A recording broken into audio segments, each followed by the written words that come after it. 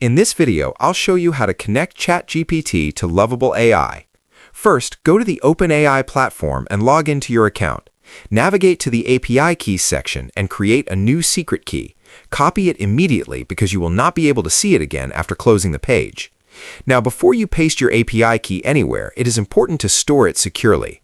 You should never paste your API key directly into your Lovable front-end code, as this is not safe. Instead, we are going to use Supabase to store it securely.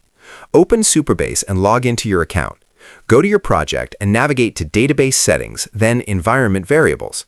Add a new environment variable and name it OpenAI API Key. Paste your OpenAI API key as the value and save it. Now go back to Lovable and open your project settings. Click on Integrations and link your Supabase project. To do this, you will need your Supabase API URL and your service role key. You can find both of these in your Supabase project settings. Enter them into Lovable and confirm the connection.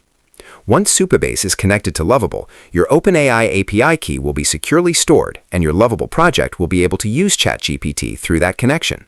That is how you do it.